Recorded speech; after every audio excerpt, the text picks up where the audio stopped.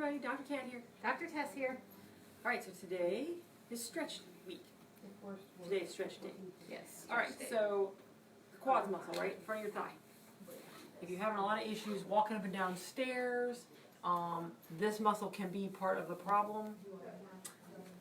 It's a little difficult to stretch, simply because in order to stretch any muscle, it has to be tightened over the joints it crosses. So, for example, your quads muscle crosses over your knee, right? Because it is bending. Well, it's responsible for straightening your knee, so it crosses over that joint, and it also partially crosses in front of that hip joint. So, to get a good stretch, you have to have the hip straight and the knee bent in order to feel that pull. Gets a little bit difficult to do. So, there's a couple options.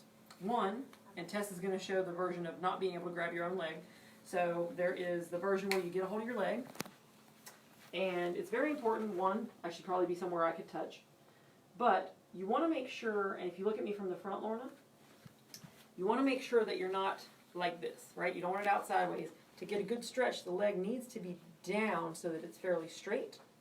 And if also you'll notice I'm not holding my ankle, I'm actually holding the top of my foot because I want to protect the ankle joint.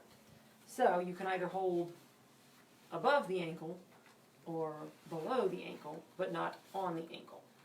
So this is one way to do the stretch. And like all stretches, you want to hold it for at least 30 seconds, right? Tess is doing the version where if you can't get a hold of your foot for whatever reason, this is a way to get the same stretch without having to strain the knee joint to get the stretch. Right, Tess? Yeah. And not bother the knee like this. And it also allows you to pull back a little bit to open up that hip flexor a little more too. Yeah, you get a little hip extension, which increases the stretch. Yeah. Another way to do it is a pose from yoga called the hero pose. It's literally just being on your knees, okay?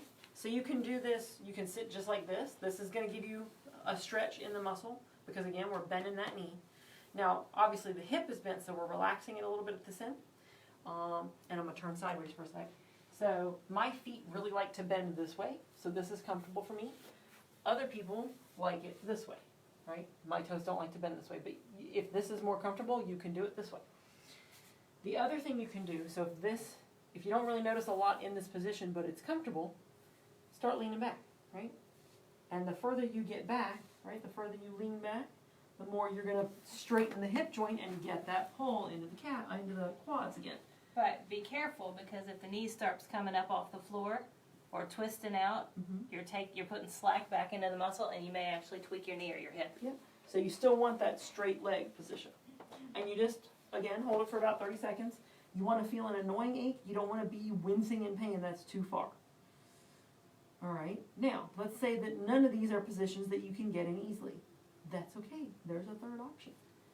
So getting out of that position is important to make sure that you brace your core and use your core to pull yourself up so that you don't injure your lower back or torque something trying to twist and get up out of the position. Exactly. All right, so Third option. this is the option that most people like better because you don't get that dull, annoying ache. But this is helpful to sort of get the muscle to relax, but it takes a little more repetitive use. And it doesn't really elongate the muscle like the stretch does. It just helps it to relax some. Gets blood flow in, flushes the toxins out. So the muscles on the upper thigh go this way. So your quads muscles are running from your hip down to your knee. So the best way to massage is going to either be across the grain, so to speak, or in circles. And we like to tell people from outside seam all the way to the inside seam. And it goes all the way down to just the tendon sort of goes across here. So you go all the way down to the knee and all the way up to the hip, to the bend in your leg. Outside seam to inside seam. Now, all of this should only take you, maybe 2 minutes? 2 minutes. 2 or 3 minutes per leg. Much more than that, and you're going to get the blood flowing a little too much. And a lot of times the muscle's going to do the opposite of what you're hoping for. So instead of relaxing, it's actually going to tighten up on you. So we don't want that. And also, you won't necessarily be sore and tender everywhere. Right. You get what's called trigger points in the muscles, which is small sections of fibers that are holding their contraction and not releasing. So when you're doing that massage and you find a spot that's tender, hang out there for a few seconds, give it a little bit of extra love, and then keep on moving. When you find another tender spot, hang out there for a few seconds. Yeah. Because it's called the quads muscle because there are 4. So you may find soreness over here and not over here. That's because this one might be tighter than this one. It depends on everything from your activity level to how you sit to how your joints are designed to move.